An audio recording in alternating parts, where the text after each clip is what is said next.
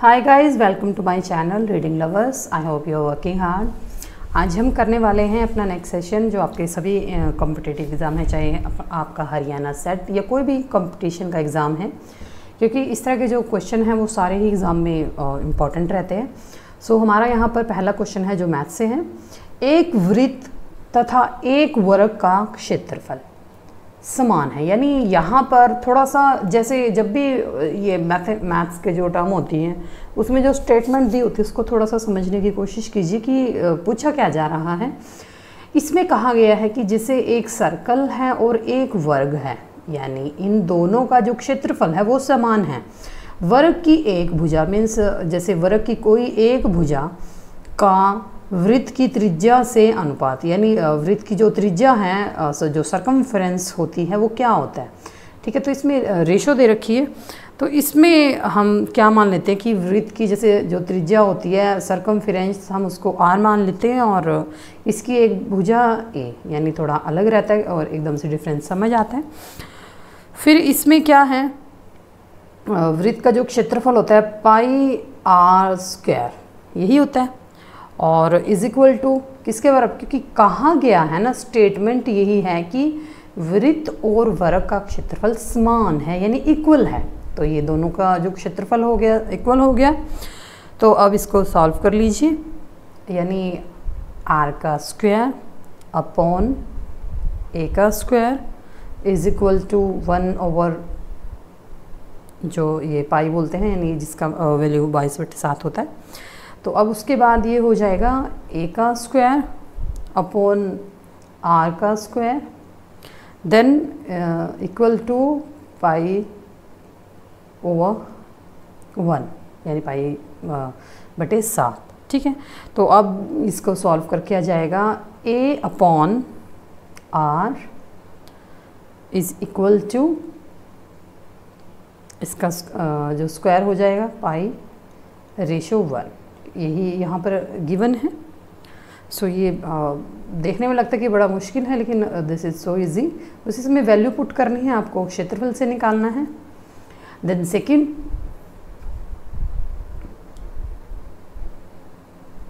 तो यहाँ पर जो राइट आंसर रहेगा दैट इज़ ये वाला जो आंसर है इन ऑप्शन बी में है। Option B is right answer.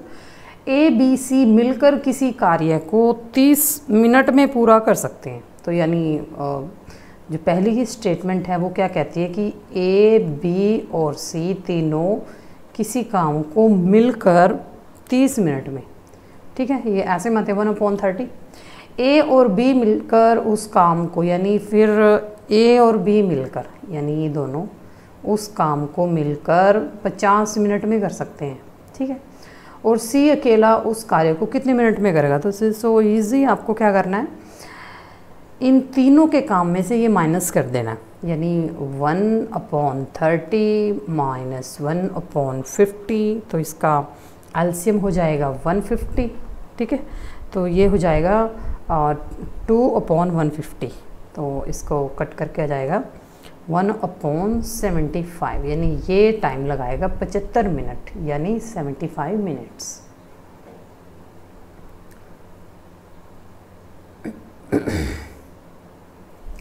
एक नल किसी पानी की टंकी को 40 मिनट में भर सकता है।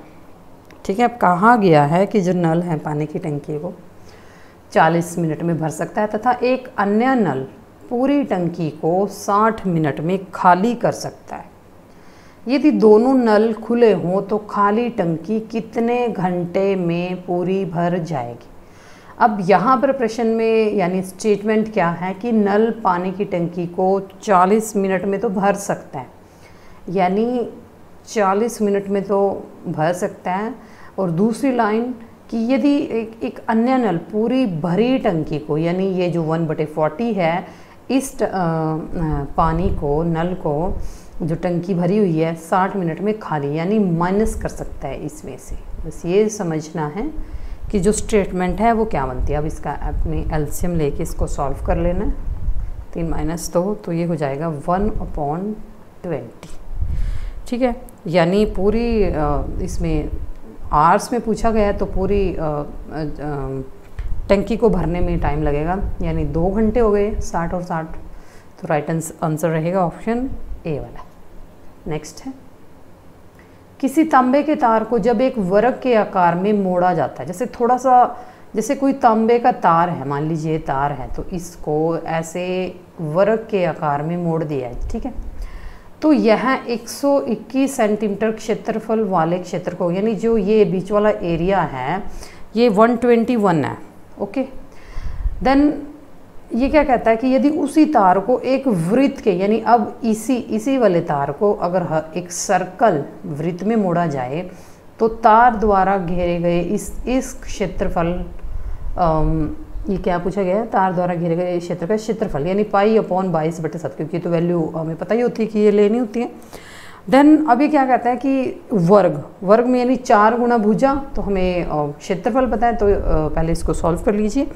जो तार की जो लेंथ हो जाएगी वो हो जाएगी 4 गुना यानी 4 × 121, ठीक है।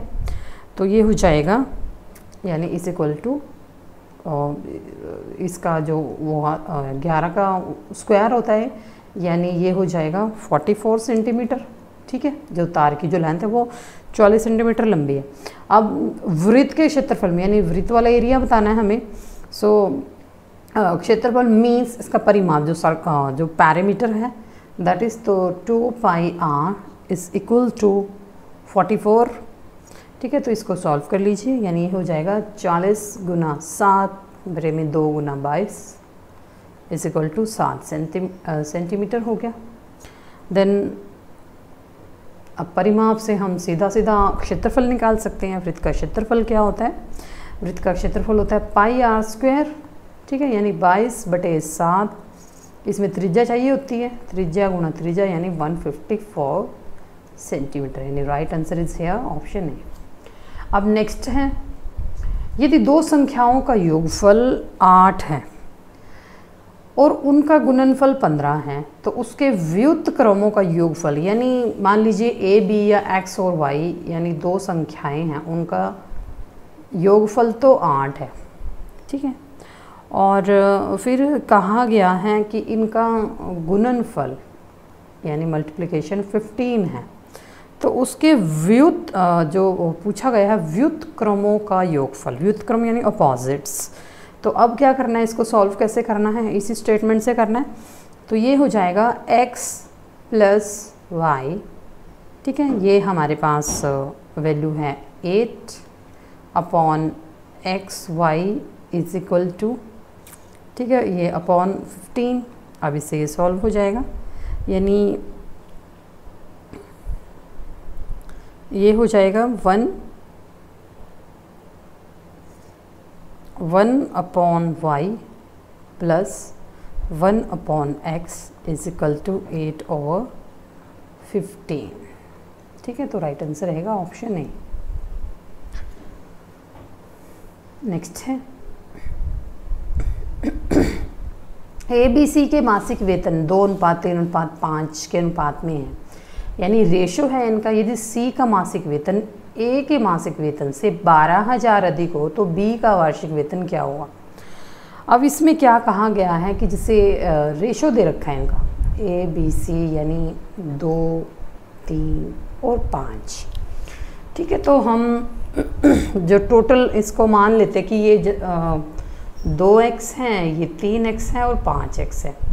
अब स्टेटमेंट पढ़िए कि अब इसमें क्या कहा गया है कि यदि C का मासिक वेतन, इन C है 5, ठीक है, C का मासिक वेतन A के मासिक वेतन A के यानी इसके मासिक वेतन से कितना अधिक हो, तो यानी ये क्या हुआ, C का मासिक वेतन A के मासिक वेतन से कितना अधिक हो, 12,000। तो इससे ये स्टेटमेंट है, ठीक है। अब इसको सॉल्व कर लीजिए, ये हो जाएगा x इज इक्वल टू 4000। अब x की वैल्यू 4000 हो गई, तो अब हमें किसकी वैल्यू निकालनी है, b की। तो b की क्या हो जाएगी, 12,000, ठीक है। और तो पहले हमें क्या करना है, x की वैल्यू पुट करनी है b वाले में, यानी 3x करना है ये, यानी 3 × 4000 ये हो गया 12,000, ठीक है। तो 12,000। और अब इसमें पूछा गया है कि वार्षिक यानी ईयरली, जो एनुअल ईयरली पूछा गया है पूरे साल का। तो अगर जब पूरे साल का पूछा गया है तो 12,000 को किससे गुना करना होगा? 12 से, यानी 12 महीने होते हैं, तो ये हो जाएगा 144। ठीक है, यानी 1,44,000 राइट आंसर है ऑप्शन बी वाला।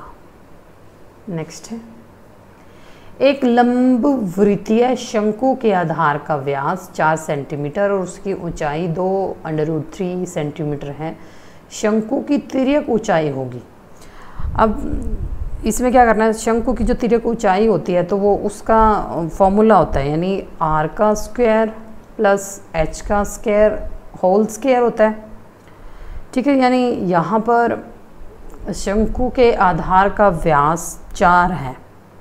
जब व्यास जो होता है, डायमीटर जो होता है वो 4 है, तो सरकमफेरेंस यानी जो त्रिज्या होती है वो आधी हो जाती है उसकी। तो यानी यहाँ पर त्रिज्या की जो वैल्यू होगी 2 का स्क्वायर प्लस, और हाइट इसमें दे रखी है 2√3 का होल स्क्वायर। ठीक है, अब ये हो जाएगा 4 और 2 दूनी 4 और 3 12, ये हो जाएगा 12 और 4 16 का ये आ जाएगा 4 सेंटीमीटर। तो राइट आंसर रहेगा ऑप्शन बी वाला। सो इसी तरह क्विक करना होता है और एक्यूरेट। देन नेक्स्ट है, कोई व्यापारी अपनी वस्तुओं के मूल्य और उनके क्रय मूल्य से 20% अधिक अंकित करता है, यानी 20% का लाभ कमा रहा है। उसके उपरांत वह अंकित मूल्य पर कोई बट्टा देता है जिससे उसे 10% का लाभ होता है। तो दिए जाने वाले बट्टे की दर है, यानी रेट ऑफ इंटरेस्ट निकालनी है, मीन्स जो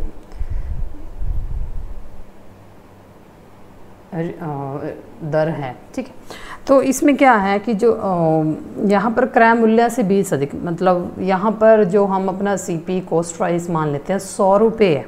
ठीक है, तो जो अंकित मूल्य रहेगा, यानी जो मार्क उसने प्राइस कहा है वो क्या है, यानी वो हो जाएगा 20% अधिक, यानी वो हो जाएगा 120। ठीक है, और विक्रय मूल्य SP क्या होगा, SP क्या होता है, बट्टा देता है और उसे 10% का लाभ होता है, यानी 100 + 10। ठीक है, बेच कर भी उसे 10%, यानी 110 रुपये। तो अब क्या है कि जो 120 रुपये हैं, ठीक है, उन पर अगर छूट देखें हम, 120 रुपये पर जो छूट है, ठीक है, वो क्या होगी, ये हो जाएगी 10 रुपये। 10 रुपये छोड़ रहा है ना, तो अगर 120 रुपये पर छूट 10 रुपये हैं तो 100 पर कितनी हो जाएगी, 10 गुना में 100 बटे 120। ठीक है, अब इसको कट कर लीजिए, 6 के 12, 2 पंजे 10, 2 3 6, 2 पंजे 10।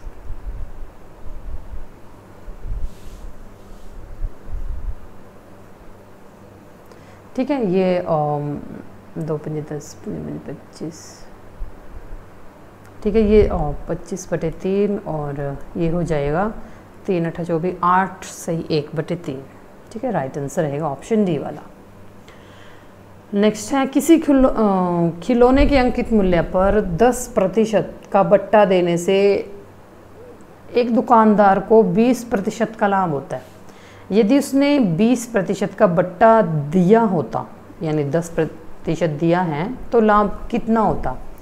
तो अब इसमें क्या है कि अगर इसको भी हम ये मान लेते हैं कि अगर खिलौना मान लीजिए 100 रुपये का है, ठीक है, तो उसमें से 10% बट्टा दे दिया तो SP हो गया 90। ठीक है ना, 90 में बेचा, सीधी सी बात है।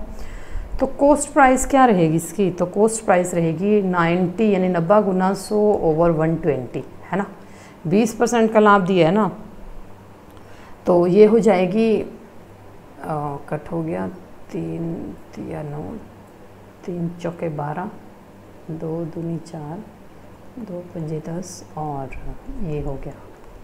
ठीक है, ये हो जाएगा 75, 15 5 75। ठीक है, 75 रुपये हो गया। अब ये क्या कहता है कि 20 का अगर 10 की जगह 20 का दिया होता तो अब 20% बट्टा देख लेते हैं। अब अगर यहाँ पर ये 20 का बट्टा दिया होता, अब अगर 20% का बट्टा दिया है तो SP क्या होगा, ठीक है, SP हो जाएगा 100 माइनस 20 तो 80 हो जाएंगे, सीधी सी बात है। जब 10 दिए थे तो 90 रह गए थे, तो 100 माइनस 20 80, और जो लाभ प्रतिशत हो जाएगा वो 80 माइनस 75 बटे में 75, ठीक है ना, क्योंकि CP पर ही लाभ हानि देखी जाती है ना, तो इसमें मल्टीप्लाई बाय 100, तो ये इसको काट किया जाएगा 6 सही 2/3%, ठीक है। तो राइट आंसर रहेगा ऑप्शन ए वाला। अब है 20, नेक्स्ट है 20% और 5% के दो क्रमवार बट्टों के समतुल्य एक मात्र बट्टा है। अब यहाँ पर पूछा गया है कि दो बट्टे हैं क्रमवार 20 के और 5 के। अब समतुल्य बट्टा क्या होगा, अब ये हो जाएगा, ये हो जाएगा 20 + 5 माइनस 20 गुणा में 5/100, 100, ठीक है, और ये ऐसे %। तो इसको कट करके आ जाएगा, आप इसको सॉल्व कर लीजिए, तो ये हो जाएगा 24%, ठीक है। राइट आंसर रहेगा ऑप्शन ए वाला। नेक्स्ट है, अब ये शहनाज बाज़ार जाना चाहती है और वह घर से चलती है तो उत्तर में है, यानी नॉर्थ में है, और एक चौराहे पर पहुंचती है उसकी बाईं ओर। मान लीजिए अगर यहाँ से चल रही है, वो घर है उसका, और उत्तर की ओर चल रही है और चौराहे पर पहुंचती है वो, ठीक है।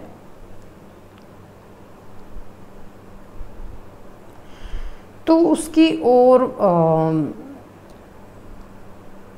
मान लीजिए यहाँ से यहाँ पर चौराहा है, यानी इधर भी जा रही है सड़क और इधर भी, ठीक है। फॉर आप अपने माइंड में बना लीजिए हल्का सा। तो अब वो क्या कहती है कि उसकी बाईं ओर जाने वाली एक सड़क, अब इधर जा रहा है पार्क, ठीक है, और उसके ठीक सामने एक कार्यालय परिसर है, ठीक है।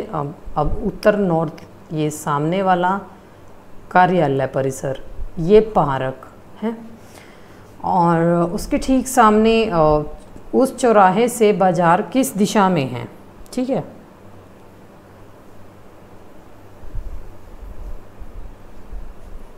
तो इसको अगेन कंसिडर कर लेते हैं।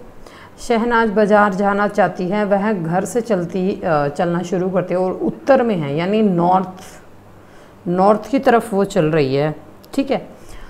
तो अब एक चौराहे पर पहुंचती है, तो हमें मान लीजिए पहले ये बनाना होगा कि अब वो चौराहे पर पहुंच गई है, यानी वो यहाँ पर है, ठीक है। तो उसकी बाईं ओर जाने वाली सड़क एक पार्क में, ठीक है, अगर वो यहाँ पर है, ठीक है, और तो उसकी बाईं ओर जाने वाली एक सड़क पार्क, तो बायां उसका हो गया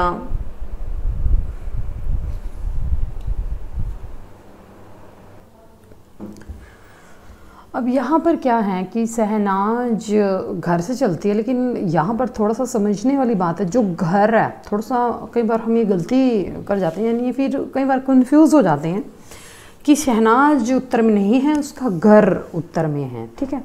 तो उससे एकदम सॉल्व हो जाता है, वो यहाँ पर आ जाती है, यानी उसका फेस हो गया साउथ में, तो उसकी बाईं ओर जाने वाली सड़क यानी जो पार्क है वो यहाँ पर हो गया, ठीक है। और ठीक सामने यहाँ पर कार्यालय है, तो उस चौराहे से बाज़ार होगा यहाँ पर, ठीक है। तो इसमें पूछा गया है कि बाज़ार कहाँ पर है, तो राइट आंसर रहेगा वो बाज़ार क्या है, पश्चिम में है, इधर है, तो राइट आंसर रहेगा ऑप्शन बी। क्योंकि जो दिशा वाला, ये जो डायरेक्शन वाला क्वेश्चन होता है काफ़ी थोड़ा सा कई बार कंफ्यूज कर देता है, तो जो स्टेटमेंट होता है उसको थोड़ा सा ध्यान से पढ़िए। अब यहाँ पर जो आकृति दी गई है उसमें देखना है कि जो लुप्त संख्या है, अब यहाँ पर देखिए कि 6, 7, 42, 13 की ये कैसे बन रहा है। अब जैसे फर्स्ट वाले में 6 और 7 13, ठीक है, और 6 और 7 6 7 42 होता है, ठीक है। और ऐसे ही 9 और 4 13, और मीन्स गुना और सेम रहेगा, 9 और 4 13 और 9 चौका 36। अब यहाँ पर क्या है, 8 और 3 11 और 24 हो जाएगा, 8 3 24, तो राइट आंसर रहेगा ऑप्शन बी। समटाइम्स ये काफ़ी टफ आ जाते हैं, सो मतलब इनमें जो 2 होते हैं इनमें सेम ही रूल रहता है, तो ये समझ आ जाते हैं। नेक्स्ट है यहाँ पर किसी एक निश्चित तरीके से जो कोड गिवन है वो किसी तरह समान है। अब इसमें देख लेते हैं कि क्या डिफरेंस है। फर्स्ट है DF, ठीक है, तो इसको सबसे क्विक करने का तरीका क्या है, जैसे ये फर्स्ट वाला दे रखा है DFHJ, ठीक है, तो DEFF देन GHIJ, ठीक है, तो इनमें डिफरेंस रहेगा 2 का फर्स्ट वाले में। अब दूसरा है MOQS, MNOPQRS, मीन्स ये दोनों रहेंगे सेम। देन RTVX, RSTUVWX, तो मीन्स ये तीनों रहेंगे सेम। और अब रहेगा EFGGIN,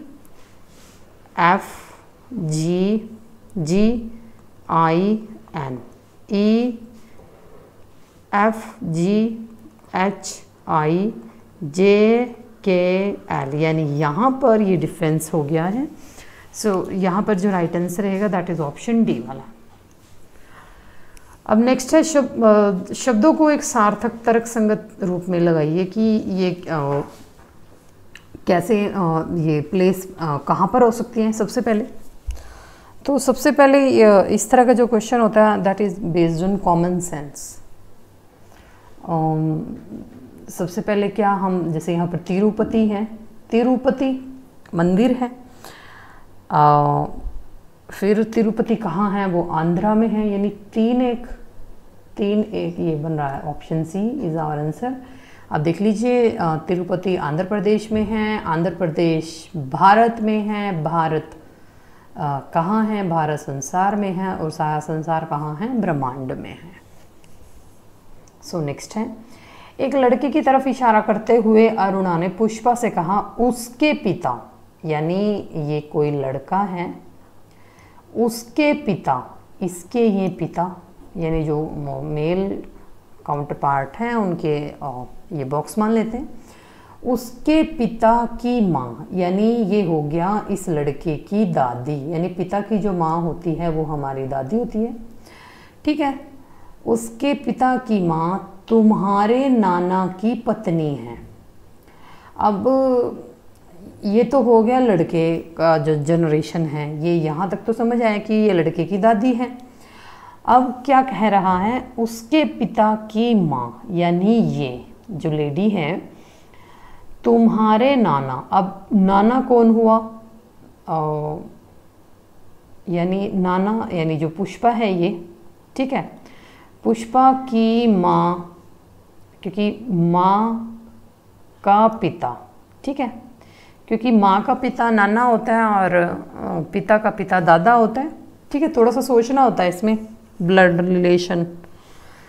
देन अब ये क्या है, तुम्हारे नाना की पत्नी, नाना की पत्नी यानी ये नानी हुई इसकी पुष्पा की।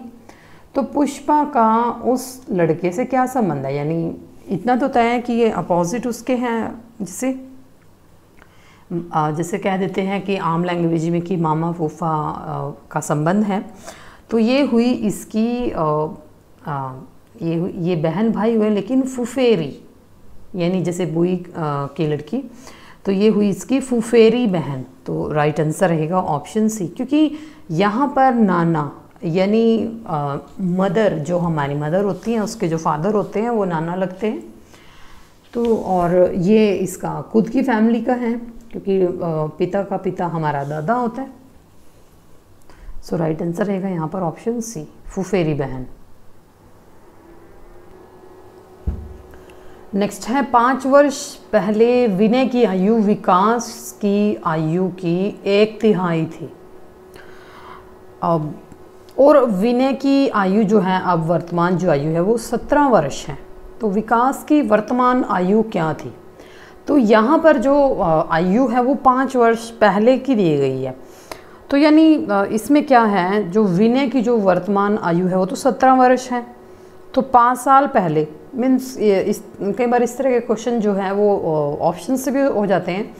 तो इस टाइम विनय की आयु 5 साल है, तो 5 वर्ष पहले कितनी होगी? 12 साल का होगा विनय। और विकास की आयु यानी 5 वर्ष पहले विनय की आयु विकास की आयु की 1/3 थी। अब ये विनय की आयु है, ठीक है। अब अगर इस स्टेटमेंट में देखें तो विनय की आयु की 1/3, तो यानी ये हो जाएगी जो विकास की आयु हो जाएगी इस टाइम 12 × 3 यानी 36 वर्ष, ठीक है। तो अब विकास की जो वर्तमान आयु है, ठीक है, ये पहले वाली है 5 वर्ष पहले की, ठीक है। तो अब जो वर्तमान आयु हो जाएगी विकास की वो हो जाएगी 36 + 5, क्योंकि 5 ऐड हो जाएंगे तो 5 पहले की है। तो इस टाइम ये हो जाएगी 41 वर्ष। सो राइट आंसर है ऑप्शन सी। ये नहीं कि XY, आप स्टेटमेंट पढ़िए फिर आप उसको सॉल्व करने की कोशिश कीजिए, क्योंकि कई बार ये होता है कि जैसे स्टेटमेंट से ही आपका क्वेश्चन हो जाता है, मीन्स आपको XY मानने की ज़रूरत ही नहीं है। नेक्स्ट है निम्नांकित 4 अंक मालाओं में से 3 अंक मालाएँ एक ही पैटर्न का अनुसरण करती हैं, ठीक है। चौथी अंक माला जो है ये वाली भिन्न है। वह अंक माला ज्ञात करें, मीन्स ये भी हो सकती है, कोई ज़रूरी नहीं है डी ही ऑप्शन हो। वो अंक माला ज्ञात करनी है जो 3 के पैटर्न का। तो हमें इसमें से पैटर्न देखना होगा कि कौन सी फॉलो नहीं करती हैं। तो अब देख लीजिए, सबसे पहले 49 का देख लेते हैं। 8 जैसे ये 39 है बीच में, तो किसी भी तरह से हो सकती है, ये मल्टीप्लिकेशन हो सकता है। जैसे इसका देख लेते हैं करके, 8 और 5 13 और 13 39। थोड़ा सा अंदाज़ा हो जाता है कि शायद ये ऐसे हो गई।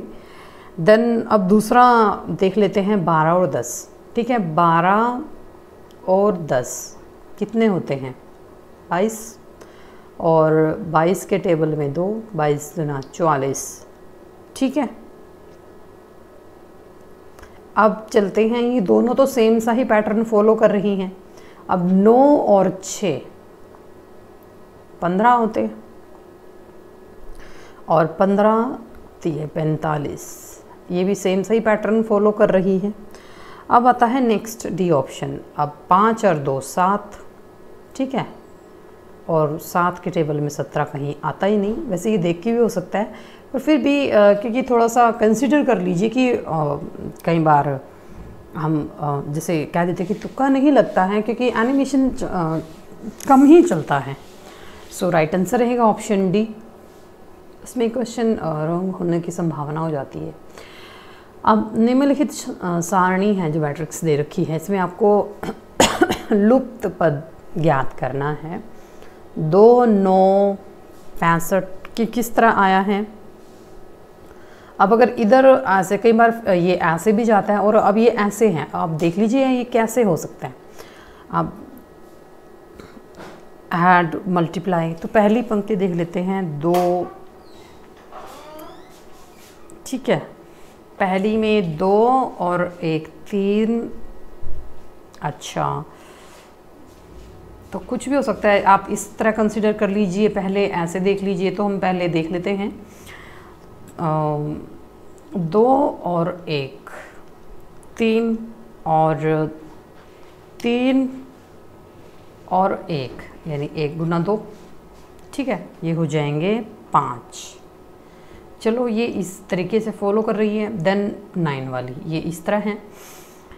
9 और 8, 9 और 8 हो गए 17, ठीक है, और 17 प्लस यानी इसी तरह सेम ऐसे ही फॉलो करना है। 8 × 2, 8 दूनी 16 और 17 कितने हो गए? 33। अब ये वाला अब 65 और 64, यानी माइनस करके देख लीजिए, 64 हो जाएगा, ये हो जाएंगे 129। अब 129 सेम पैटर्न फॉलो करना है, 129 प्लस ये 64 गुना में 2, तो ये हो जाएगा 257, यानी 257। राइट आंसर है ऑप्शन सी। ये इस तरह भी सॉल्व हो सकते हैं और ऐसे भी, दोनों ही हॉरिजॉन्टल भी जैसे कहते हैं, वर्टिकल भी। नेक्स्ट है, पार्क में एक आदमी की तरफ इशारा करते हुए नमन ने कहा उसका पुत्र। अब यहाँ पर जैसे कोई आदमी है, उसका पुत्र, ये इसका बेटा हो गया पुत्र, मेरे पुत्र का, यानी मेरे पुत्र का चाचा है। ये पर्सन जो है, ये यानी ये मेरा बेटा है, और ये नमन है। ठीक है, ये क्या है, ये जो पर्सन है ये इसके बेटे का चाचा है। तो बिल्कुल सिंपल है, उस आदमी का नमन से क्या संबंध है। अब आदमी का नमन के नमन जो आदमी का पुत्र है, यानी ये जो आदमी का पुत्र है, ठीक है, ये वाला, वो पुत्र का चाचा है ये, तो उस आदमी का पुत्र नमन का भाई हुआ। इस आदमी का जो बेटा है, ये नमन, दोनों इक्वल जनरेशन में है ना ये वाले, तो ये नमन का भाई हुआ।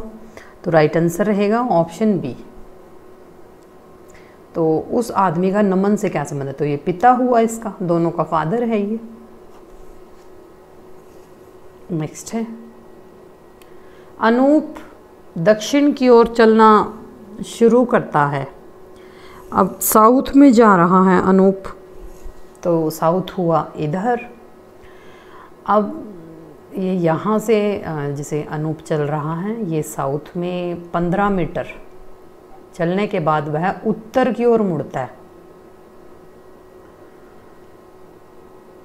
वह उत्तर की ओर मुड़ता है, तो यहाँ पर जैसे 15 मीटर चल के यहाँ पर अगेन यहाँ से वापस, तो 20 मीटर चलने के बाद, यानी यहाँ पर अब वह दोबारा 20 मीटर चलने के बाद वह पूर्व की तरफ, यानी 15 तो दोबारा गया वो, तो फिर इसके आगे, यानी यहाँ से तो चला ही था, तो यानी टोटल हमें 20 करना है, तो वो यहाँ आ गया है अनूप। तो 20 मीटर चलने के बाद वह पूर्व, यानी इधर मुड़ जाता है और 10 मीटर चलता है। यहाँ पर 10 मीटर चला है वो, ठीक है, और फिर वह दक्षिण की ओर मुड़ जाता है, यानी ये 10 मीटर चल के ये दक्षिण की तरफ मुड़ता है, और 3 मीटर, यानी ये 3 हो गया, ये 3 मीटर चला है। और अब वह प्रारंभिक स्थिति से कितनी दूर है, यानी अब वो यहाँ पर है, ठीक है, ये प्रारंभिक स्थिति थी ये, ठीक है। तो इसमें पूछा गया है 10 मीटर दक्षिण उत्तर। तो मेन सबसे पहले आपको क्या करना है, पहले तो यहाँ तक 3 और इसको इक्वल कर लीजिए, यानी ये 3, ये यहाँ तक 2, यानी टोटल 5, और ये 15, यानी ये भी टोटल, क्योंकि सामने इक्वल होती हैं। तो अब यहाँ पर क्या रहेगा, जैसे इसको मान लेते हैं हम D और E, ये वाला, ठीक है, ये वाला बिंदु, जैसे ये हो गया A, B, ये C, और A, इसको हम मान लेते हैं, आप भी मान लीजिए, C मान लीजिए, A, C मान लो इसको, ये D हो गया, ये E, मतलब अपने अनुसार। तो अब इसमें हमें क्या करनी है, जो अभीष्ट दूरी है AE की है, यानी ये दोनों हैं, ये वाला एंगल, तो अभीष्ट दूरी हो गई AE। तो AE कैसे निकलेगा, AE हो जाएगा, यानी ये हुआ, ये E पॉइंट और ये ए, तो ये इससे जो इसकी दूरी हुई ए से ई तक की, ए से यानी ये वाला हम ए मान लेते हैं, ये बी हो गया, ठीक है। ए बी इधर है, यस। तो ए से ई, तो ये ए से ई तक की दूरी हो गई 10 मीटर, ठीक है। तो 10 मीटर पूर्व, ये इधर जा रही है तो ये हो जाएगा 10 मीटर पूर्व। तो राइट आंसर रहेगा ऑप्शन डी वाला।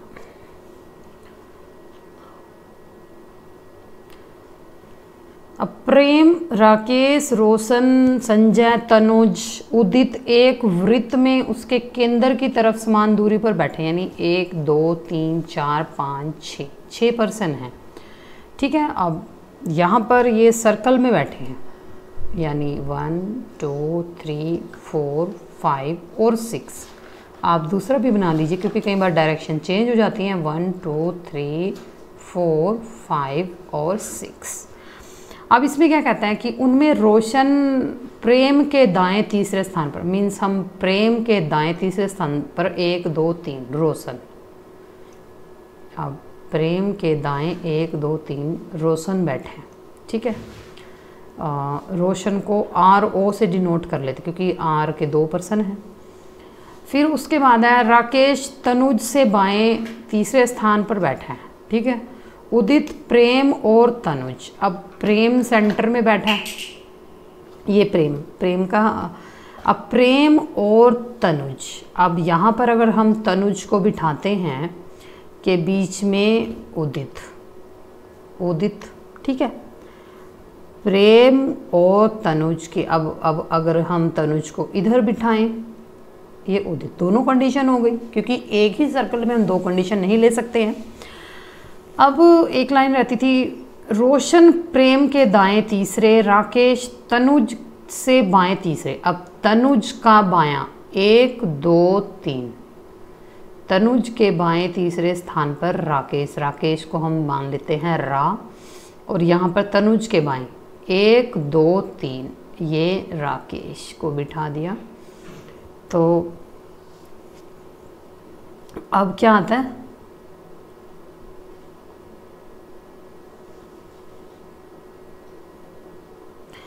उदित प्रेम और तनुज के बीच में है, ठीक है, ये भी हो गया। संजय उदित के बाएं, अब संजय जो है वो उदित के बाएं, अब उदित के बाएं तथा दाएं से तीसरे स्थान पर है। अब पहले तो संजय उदित के बाएं देख लीजिए, उदित के बाएं बाएं और दाएं से तीसरे 1 2 3, यानी यहाँ, ठीक है। इसमें तो ये हो गया। अब इसमें देखें उदित के बाएं, यानी उदित के बाएं और दाएं से तीसरे स्थान पर, यानी 1 2 3 1 2 3, यानी दोनों तरफ से 3 प्लेस पे होना चाहिए। अब इधर बिठाते हैं संजय को, बाएं से 1 2 3 1 2 3, तो यहाँ हुआ संजय। तो आगे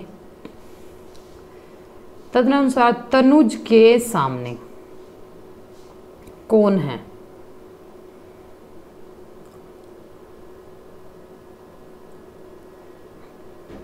कौन बैठा है? रोशन, प्रेम, राकेश या संजय? अब फर्स्ट वाले में तनुज के सामने कौन है? इसमें बैठा है उदित और इसमें बैठा है राकेश। अब इसमें जैसे गलती कैसे देखने की, कौन सा रॉन्ग है, तो इसमें क्या करना है आप देख लीजिए कि जैसे रोशन, एक स्टेटमेंट इसमें गलत हो सकती है कि जैसे प्रेम के दाएं, ये तो सीधा है, प्रेम के दाएं तीसरे स्थान पर राकेश, इसको तनुज, राकेश तनुज से बाएं तीसरे। अब ये जो राकेश हैं तनुज के बाएं 1 2 3, तनुज के बाएं, अब इसमें तनुज कहाँ है? 1 2 3, ठीक है, 1 2 3, राकेश बैठा है तीसरे स्थान पर। और देन उदित प्रेम और तनुज के बीच में है। अब उदित प्रेम और तनुज, उदित प्रेम और तनुज, ठीक है। और देन संजय उदित के बाएं, अब संजय से निकलेगा, संजय जो है वो उदित के बाएं और दाएं से तीसरे स्थान पर, 1 2 3, 1 2 3, ठीक है।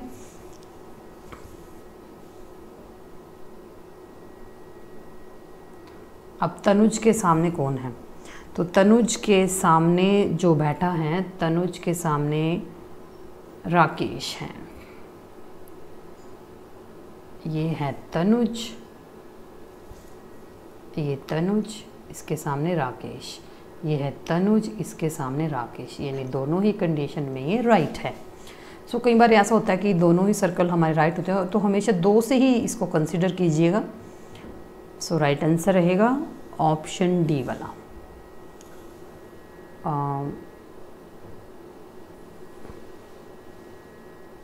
Option C Rakesh. नेक्स्ट है, अब प्रश्न आकृति दे रखी है इसमें कि कौन सी आकृति इसमें फिट होती है। अब आप देख लीजिए कि कैसे ये मूव कर रही है।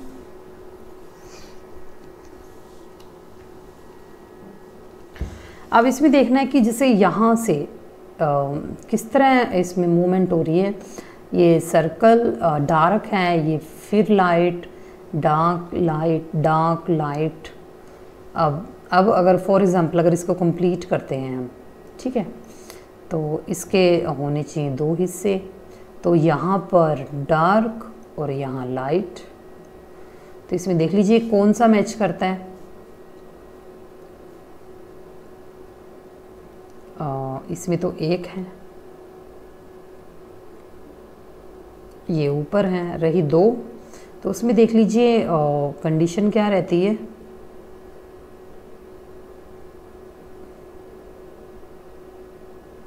अगर इसको यहाँ पर फिट करके देखते हैं, सो हमारे अनुसार जो इसका आंसर बनेगा दैट इज ऑप्शन ए वाला, ठीक है। नेक्स्ट है, 2 संख्याओं को 33 से अलग अलग भाग देने पर, ठीक है, क्रमशः शेष 21 और 28 प्राप्त होती है। यदि इन दोनों संख्याओं के योगफल को 33 से भाग दिया जाए तो शेष प्राप्त होगा। अब कहा गया है कि 2 भाग, मान लीजिए 2 संख्याओं को 33, यानी सपोज यहाँ पर कोई भी संख्याएं हैं, अगर हम उनको 33 से भाग देते हैं, थोड़ा सा स्टेटमेंट समझ लेते हैं कि क्या पूछ रहा है, कि अगर हम उसको 33 से भाग देते हैं, ठीक है, तो हमें शेष जो रिमाइंडर होता है वो 21 और 28 प्राप्त होते हैं, ठीक है। तो अब हमें क्या करना है, 21 प्लस 28 जो शेष वाला है उसको ऐड कर लेते हैं, प्लस 33, ठीक है।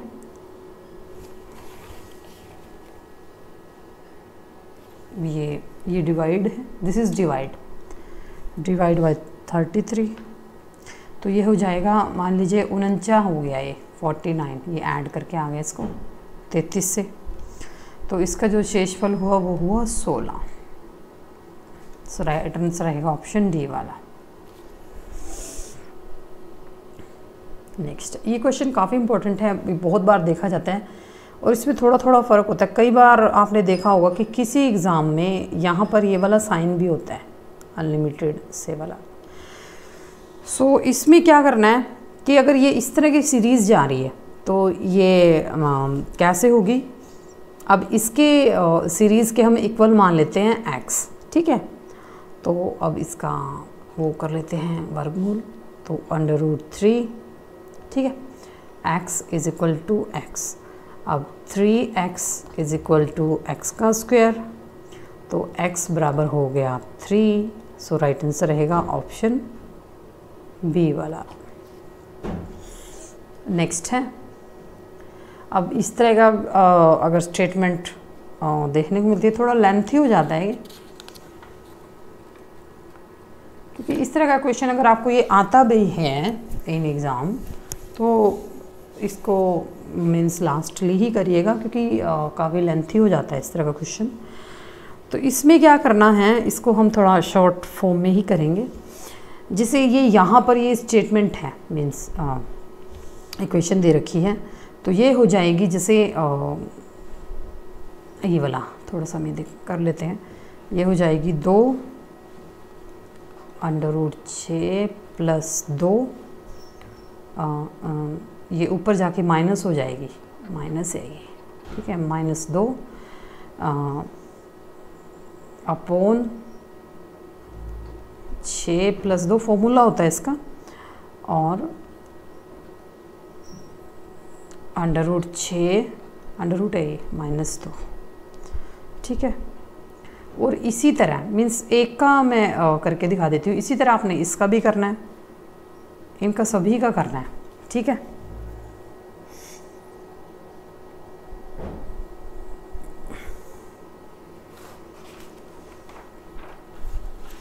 तो इसको सॉल्व करके आ जाएगा 2√7, क्योंकि ये काफ़ी लेंथी है।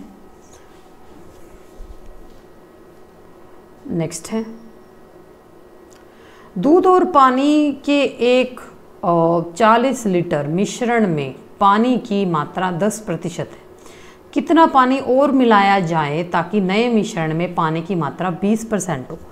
अब इसमें क्या करना है कि जैसे नए मिश्रण में पानी की मात्रा 20% हो, कि दूध और पानी का एक 40 लीटर है, टोटल 40 है, तो अब इसमें पानी की मात्रा तो 40, अब देख लेते हैं, और कितना पानी और मिलाया जाए, तो ये हो जाएगा यानी 40 लीटर टोटल रहेगा 40। अब 40 में से कितना होना चाहिए, तो अब 20 में से 10 माइनस, क्योंकि 20% करनी है, ठीक है, और पानी की मात्रा 10 और अपॉन 100 - 20, ठीक है। यही कहा गया ना, दूध और पानी के एक 40 लीटर मिश्रण में पानी की मात्रा 10, ठीक है, और कितना और पानी मिलाया जाए कि नए मिश्रण में पानी, बस ये स्टेटमेंट आपको समझनी होती है। तो ये हो जाएगी 10 × 40/80, तो ये हो जाएगी 5 लीटर। राइट आंसर रहेगा ऑप्शन सी। नेक्स्ट है एक पति और पत्नी जिसकी 4 वर्ष पूर्व शादी हुई थी, उसकी शादी के समय जो औसत आयु थी वो 50 वर्ष थी। तो मीन्स यहाँ तक क्या पता चला हमें कि शादी के समय पति और पत्नी यानी इनकी शादी के समय दोनों की जो औसत एज थी वो 50 वर्ष थी, ठीक है। तो आज परिवार जिसमें पति पत्नी बीच की अवधि में पैदा होने वाला एक बच्चा सम्मिलित है कि औसत आयु 20 वर्ष है, ठीक है। बच्चे की आयु क्या है, 1, 2, 3 या 2.5। तो अब इसमें क्या करना है, उनकी औसत आयु ये, और तो पति पत्नी की जो वर्तमान आयु है उसका योग क्या होगा, यानी शादी तो 4 वर्ष पूर्व, ठीक है, और 4 वर्ष पहले और अब यानी 8 साल हो गए, ठीक है। तो 8 साल यानी वर्तमान आयु हो जाएगी 50 + 8, दोनों की औसत आयु, तो ये हो जाएगी वर्तमान आयु हो जाएगी दोनों की 58, और बच्चे की आयु 20 वर्ष है, सभी की औसत आयु 20 वर्ष है, ठीक है। तो कितने पर्सन हो गए, पति पत्नी और एक बच्चा यानी 3, तो ये हो जाएगी 3 × 20, ठीक है, -58। तो 60 में से आप 58 माइनस कर लीजिए, बच्चा कितने हैं, 2 साल का है। सो राइट आंसर रहेगा ऑप्शन बी। नेक्स्ट है अकबर द्वारा अपनाई गई सुलह कुल, यानी हिंदी में कहते हैं सार्वभौम शांति और भाईचारा, ठीक है, की अवधारणा निम्नांकित में से किस पर आधारित थी। राजनीतिक उदारता, धार्मिक सहनशीलता, उदारवादी सांस्कृतिक दृष्टिकोण या उपरोक्त सभी। राइट आंसर है ऑप्शन डी, ये सारे ही हैं, क्योंकि अकबर को काफ़ी उदार माना जाता है, क्योंकि उन्होंने ये साम्राज्य के स्थायित्व के लिए उपयुक्त थी, और अकबर धार्मिक आधार पर कोई भेदभाव नहीं करना चाहते थे। वह सार्वभौमिक धर्म के सिद्धांत का पोषण करता था। ऐसा करके उसने राजपूतों का सहयोग प्राप्त किया था और अपने साम्राज्य का विस्तार किया और दीर्घकालीन सुशासन किया था। उनके नवरत्नों में हिंदू और मुसलमान दोनों धर्मों के अनुयायी थे। नेक्स्ट है 1857 के बरेली विद्रोह का नेता कौन था? 1857 तो काफ़ी इम्पोर्टेंट रहता है एग्जाम के पॉइंट ऑफ व्यू से, इसको तो आप टिप्स पे रखिए ही। खान बहादुर, कुंवर सिंह, मौलवी अहमद शाह या विरंजिस कादिर? राइट आंसर है ऑप्शन ए खान बहादुर।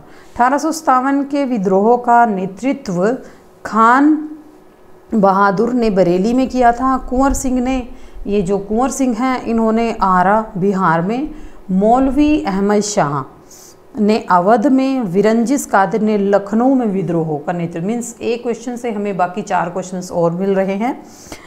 और इसके अतिरिक्त झांसी में रानी लक्ष्मीबाई और कानपुर में नाना साहिब, क्योंकि अगर 1857 की बात आती तो हम झांसी की रानी को कैसे भूल सकते हैं, उनका भी बहुत बड़ा योगदान था। नेक्स्ट है निम्नांकित में से कौन सा सुमेलित नहीं है? लॉर्ड कॉर्नवालिस, स्थायी बंदोबस्त, लॉर्ड वेल्जली, सहायक संधि, लॉर्ड डलहौजी, व्यपगत का सिद्धांत, लॉर्ड कैनिंग, उच्चतम निष्क्रियता? राइट आंसर है ऑप्शन डी लॉर्ड कैनिंग। उच्चतम निष्क्रियता की नीति Lord governor general Lord John Lawrence से संबंधित है और यह नीति अफगानिस्तान से संबंधित थी। अन्य जो सारे विकल्प हैं हमारे वो सुमेलित हैं। आप हमें कमेंट सेक्शन में जरूर बताइएगा कि किस गवर्नर जनरल ने अपने समय में सुसाइड की थी। नेक्स्ट है पश्चिमी हिमालय की शीतोष्ण पेटी टेम्परेट जोन में निम्नलिखित में से किस वृक्ष का बाहुल्य है? चीड़, देवदार, सिल्वर फर या नीला पाइन? राइट आंसर है ऑप्शन बी देवदार है। पश्चिमी हिमालय पर 1800 से 3000 यानी 1800 से 3000 मीटर की ऊंचाई पर शीतोष्ण कोणधारी वन पाए जाते हैं। 2500 मीटर की ऊंचाई तक चौड़ी पत्ती वाले वृक्ष मिलते हैं जिनमें चीड़, देवदार, नीली पाइन यानी ब्लू पाइन और एल्डर और पीपल यानी पोपल प्रमुख है। इन दोनों में देवदार वृक्षों का विस्तार यानी जो देवदार है काफ़ी विस्तार पाया जाता है। नेक्स्ट है भारतीय संसद का संयुक्त अधिवेशन निम्नलिखित में से कौन बुला सकता है? राष्ट्रपति, उपराष्ट्रपति, प्रधानमंत्री या लोकसभा का अध्यक्ष? राइट आंसर है ऑप्शन ए राष्ट्रपति, क्योंकि संसद के जो दोनों सदनों का संयुक्त अधिवेशन राष्ट्रपति बुला सकते हैं। संयुक्त अधिवेशन के संबंधित संविधान के अनुच्छेद 108 में उपबंधित हैं। नेक्स्ट है भारत में लोकसभा का अध्यक्ष यानी स्पीकर जो होता है मनोनीत किया जाता है, चयनित किया जाता है, निर्वाचित किया जाता है या नियुक्त किया जाता है? राइट आंसर है ऑप्शन बी चयनित किया जाता है। यानी अनुच्छेद 93 के अनुसार लोकसभा अपनी पहली बैठक के पश्चात यथाशीघ्र अपने 2 सदस्यों को अध्यक्ष और उपाध्यक्ष के रूप में चुन लेती है। नेक्स्ट है निम्नलिखित में से कौन एक तिलहनी फसल है? मसूर, लोबिया, सूर्यमुखी या बरसीम? राइट आंसर है ऑप्शन सी सूर्यमुखी।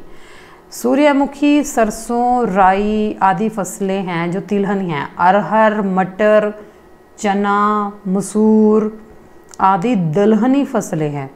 लोबिया, बरसीम आदि ये चारे की फसलें हैं। ठीक है। निम्नलिखित में से कौन सा एक लवण सागर में सर्वाधिक पाया जाता है? Calcium carbonate, sodium chloride, potassium chloride या मैग्नीशियम सल्फेट? राइट आंसर है ऑप्शन बी सोडियम क्लोराइड। सागर का जल खारा होता है और सागर जल के एक घन मूल में औसतन 16.5 करोड़ टन लवण घुले हुए हैं। महासागरों को स्थल से लवण प्राप्त हुए हैं। सोडियम क्लोराइड लवण की जो मात्रा है सागर में सर्वाधिक यानी 27.2% है। नेक्स्ट है दिल्ली सल्तनत के किस सुल्तान ने सर्वप्रथम स्थायी सेना का निर्माण किया? बलबन, इल्तुतमिश, अलाउद्दीन खिलजी या मोहम्मद तुगलक? राइट आंसर है ऑप्शन सी अलाउद्दीन खिलजी। अलाउद्दीन खिलजी ने स्थायी सेना का निर्माण कराया और इसी ने ही सेना को नकद वेतन देना प्रारंभ किया था। हर्षवर्धन की राजधानी थी, वेरी वेरी इंपॉर्टेंट क्वेश्चन है, कई बार पूछा गया है और आगे भी संभावना ही रहेगी इसकी। थानेश्वर, दिल्ली, झांसी या कन्नौज? राइट आंसर है ऑप्शन डी, कन्नौज।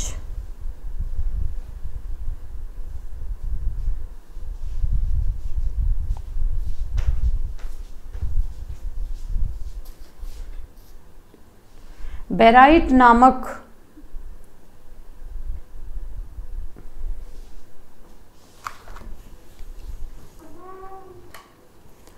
37 जो क्वेश्चन है इसका जो राइट आंसर है ऑप्शन है, क्योंकि हर्षवर्धन की जो राजधानी थी वो कन्नौज नहीं थानेश्वर थी।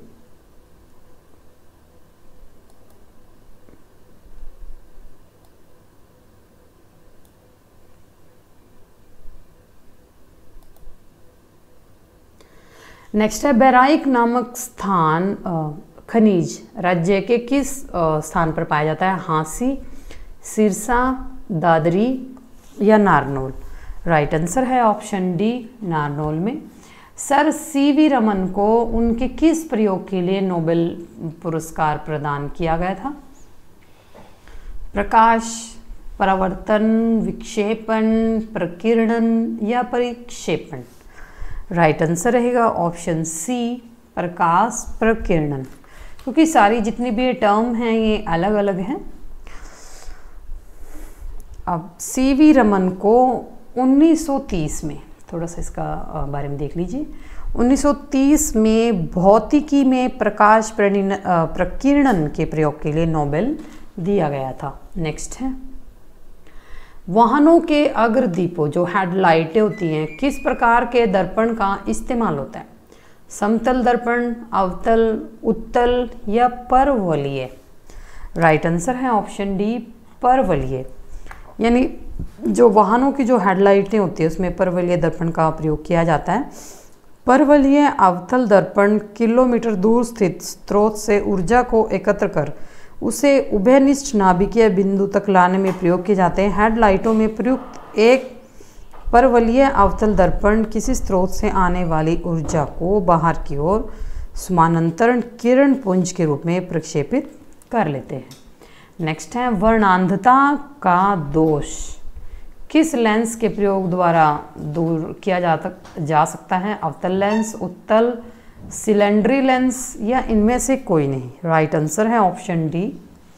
वर्णांधता जो कईयों को कलर ब्लाइंडनेस होती है उसका दोष आनुवंशिक है। कुछ व्यक्ति कुछ रंगों को जैसे लाल और हरे रंग उनमें विभेद नहीं कर सकते और इसे किसी भी लेंस के द्वारा दूर नहीं किया जा सकता, यानी ऐसा कोई लेंस नहीं बना है जिससे कलर ब्लाइंडनेस दूर हो सके। नेक्स्ट है लोह अयस्क से लोह के विन्यास में कौन सी प्रक्रिया है जिसका प्रयोग विद्युत चुंबक के रूप में नहीं किया जाता है? उपचयन, अपचयन, प्रभाजी आसवन, विद्युत अपघटन? राइट आंसर है ऑप्शन बी, अपचयन। लोह अयस्क से लोहे के विनिर्यास की प्रक्रिया जो है वो अपचयन कहलाती है। नेक्स्ट निम्नलिखित में से वह धातु कौन सी है जिसका प्रयोग विद्युत चुंबक के रूप में नहीं किया जाता है? लोहा, तांबा, निकल या कोबाल्ट? राइट आंसर है ऑप्शन बी, तांबा। विद्युत चुंबक के रूप में लोहा, स्टील, निकल, कोबाल्ट आदि का प्रयोग किया जाता है। तांबा का प्रयोग विद्युत चुंबक के रूप में नहीं किया जाता है। क्वार्ट्ज एक रूप है सिलिकॉन डाइऑक्साइड का, सोडियम सिलिकेट का, एल्युमिनियम ऑक्साइड का या मैग्नीशियम कार्बोनेट का? राइट आंसर है ऑप्शन ए, सिलिकॉन डाइऑक्साइड का। इसको ये क्या है, दिस इज ट्रांसड्यूसर के रूप में भी उपयोग किया जाता है। नेक्स्ट है डैश कंप्यूटर में एक साधारण व्यवस्था है जिसमें यूज़र को कई disk drive single disk drive के रूप में प्रतीत होते हैं। Pen drive, disk pack, bunch of disks या डिस्क एरे? राइट आंसर है option D, disk array. Disk array एक हार्डवेयर एलिमेंट है जिसमें हार्ड डिस्क ड्राइव्स का एक विशाल समूह समाहित होता है। इसमें कई डिस्क ड्राइव, ड्रेंच और एक आर्किटेक्चर समाहित है जो डाटा को सुरक्षा प्रदान करता है और स्पीड में वृद्धि करता है। यह डाटा दोष में सुधार और डाटा परफॉर्मेंस यानी इसके प्रदर्शन में सुधार करता है। नेक्स्ट है ये 46 है। किस प्रक्रिया द्वारा श्वसन के दौरान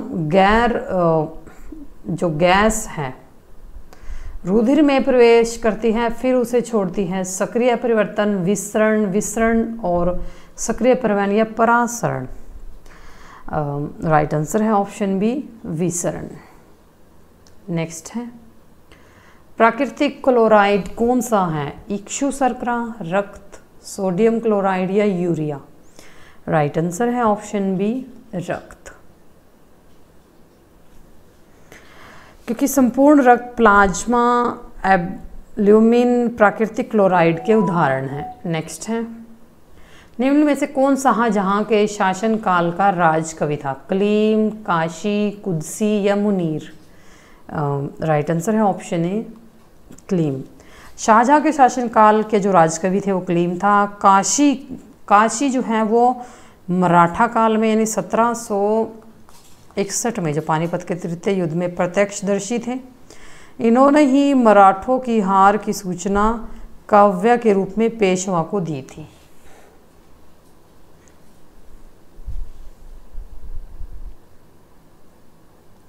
नेक्स्ट निम्नलिखित में से कौन सा क्षेत्रफल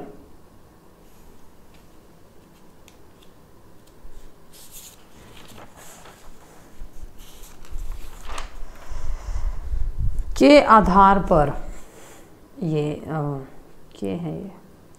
वृहत्तम है?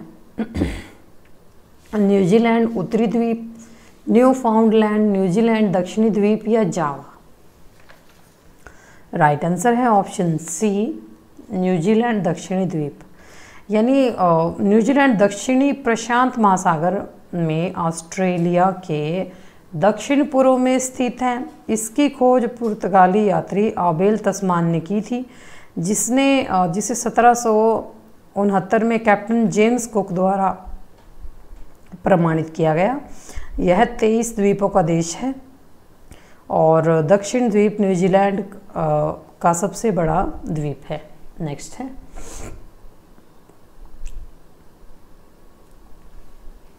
भारतीय संविधान सभा के उद्घाटन अधिवेशन की अध्यक्षता की गई थी? उद्घाटन पूछा गया है डॉक्टर राजेंद्र प्रसाद द्वारा, सच्चिदानंद सिन्हा द्वारा, BR अम्बेडकर द्वारा या जवाहरलाल नेहरू द्वारा। राइट आंसर है ऑप्शन बी, सच्चिदानंद सिन्हा द्वारा। यानी 9 दिसंबर 1946 को संविधान सभा की प्रथम बैठक नई दिल्ली में हुई। इस सभा का अस्थायी अध्यक्ष तो डॉक्टर सच्चिदानंद सिन्हा को चुना गया। मुस्लिम लीग ने इस बैठक का बहिष्कार किया और पाकिस्तान के लिए बिल्कुल अलग संविधान सभा की मांग प्रारंभ की। सो ये थी आज की हमारी क्लास। आगे का जो नेक्स्ट पार्ट है हम अपने नेक्स्ट वीडियो में कवर करेंगे। सो हमारे साथ अंत तक बने रहने के लिए थैंक यू सो मच।